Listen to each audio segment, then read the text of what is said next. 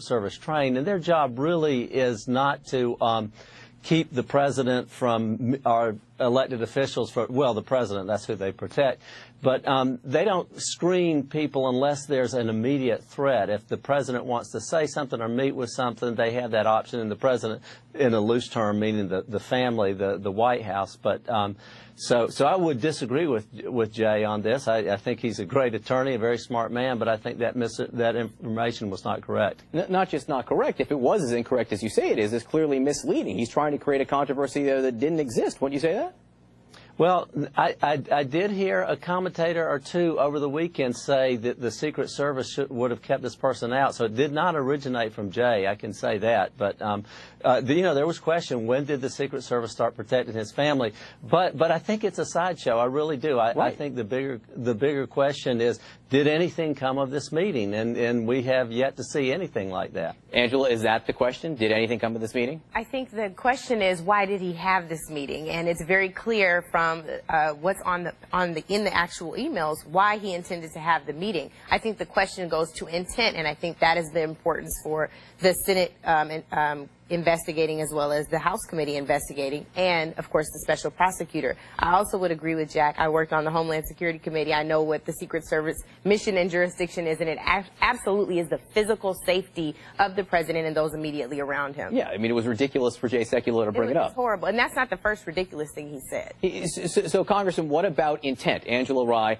brought up the issue of intent. Don Jr. went into that meeting after he was told that the people he would be meeting with had information from the Russian government that would be harmful to Hillary Clinton. And he said, I love it. So that's why he went into the meeting. Does his intent matter? I don't think the intent matters. I think it shows a willingness that is disturbing to have been against the president the entire time and have always said, aha, now we got you. That's been the approach to this investigation. But if nothing came out of this meeting because nothing was said, then that was the end of it. And I'd have to say, do you really believe that a publicist for a Russian pop star would be the intermediary? We don't even know if this woman, Vesel Nesaya, I practiced it. I thought I had it right, but I can't quite say it.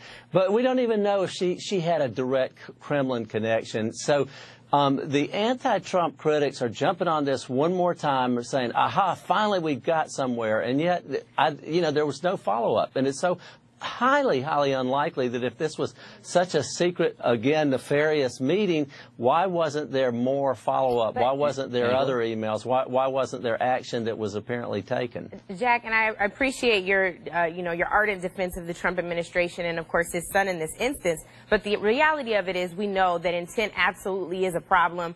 Collusion is the word that's been used, but it's intent to conspire, and that would be to break a federal election law. That law has been cited. You have to have the intent. You have to have tried to receive something, which he did. And there's one other element that, of course, I can't remember right now. Which law are you talking about? There's a federal election law that talks about you working. Do you want me to tell you what it is? Yes. That talks about you receiving information from an outside entity or a foreign government. That is the law. I'm happy to pull the statute and tweet it to you. Are you talking about under FARA, or are you talking about U.S. Code 531? Because neither one of them stopped that. Okay, well, I promise to tweet you the exact. Well, then you will join me on the DNC and Alexandra Chalupa, who was representing the Ukrainian government. There's nothing that rises to the level of this very well coordinated effort by the Russian government. Jack, I agree with you. But if you broke the law, you broke the law. Absolutely. I'm just quoting what you said. The law. And if indeed that is the case, on the Ukrainian side, I will stand with you and say no one should be receiving information to overthrow or to thwart election results. Absolutely. But right now we're talking about your president. That's the problem. There's two things from one of your last answers I want to get some more information on right now. You said that critics are pointing to the willingness of Don Jr. to have this meeting to get information from the Russian government as being problematic. You're not a critic of Don Jr. You're a supporter of the Trump, campaign in the Trump administration. You have no problem with Don Jr. going in under the promise of Russian government information to hurt Hillary Clinton? You have no problem with that? I think it was naive. I think what he was saying is, okay, I want to hear what these people have to say. I would have had a huge problem if they had had some big revelations and they did not turn it over to the proper authorities. The only thing that Donald Trump Jr. seemed to be upset about after the meeting was that they didn't have bigger information. His big complaint was that they didn't deliver what was promised there. So, the first part of your answer that you thought he was naive by going in, so you can't just say that it's only critics who don't have a problem with it. You, too, have a problem with it. Isn't that correct? Well, I also want to say this, and say this on behalf of Angela and the other critics, is that I think it should have been reported better. Obviously, at this point, anything that had to do with Russia needs to be fully cards up on the table. But I understand that, and I support that. Jack, and I think the reality of it is he went into this meeting, he intended to receive this information. They planned a press conference about revelations they thought they would receive. That has been corroborated by those two things aren't connected to your knowledge. They're not connected at all. They're not connected at all because everybody was saying stuff about Hillary's emails in the Ukraine, and everybody was saying Podesta sitting on the board of a Russian company, and Podesta owning millions of dollars in Russian stock. Well, hang on. Okay, there was all kinds of Russian Donald stuff Trump, out there. The candidate Donald Trump, when he promised a big speech on Hillary Clinton, we don't know if it was tied to the meeting that his son was having. That we don't know. The timing is eerie then. Jack, but no, there's all kinds of head fakes that went on. We don't know. Timing may be suspicious. It's not. We don't know if that's what he was doing. The issue of who was in the meeting, you said, it was just some small publicist. If it was anything serious, why would he be there?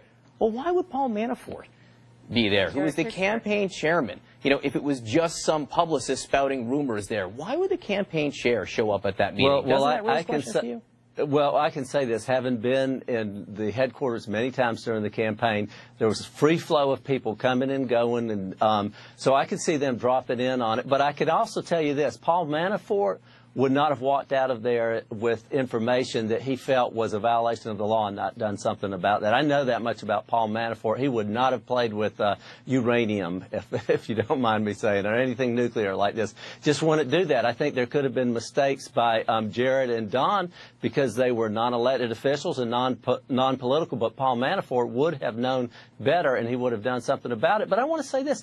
Do you really think that they would have had 5 people in a meeting if this was about colluding with Russia? It just defies logic. And would Donald Trump really go out publicly and say, I've got to do something? This is all, it's this whole I got you now approach, which the Democrats have had since the investigation first started. Quick last word. He went into a press conference during the summer asking Russia to find the other 30,000 emails. There are a lot of things that your president has done to defy logic. Let's at least acknowledge president too, Angela. He's your president. The president of the United States. Angela Rye, Jack Kingston, great to have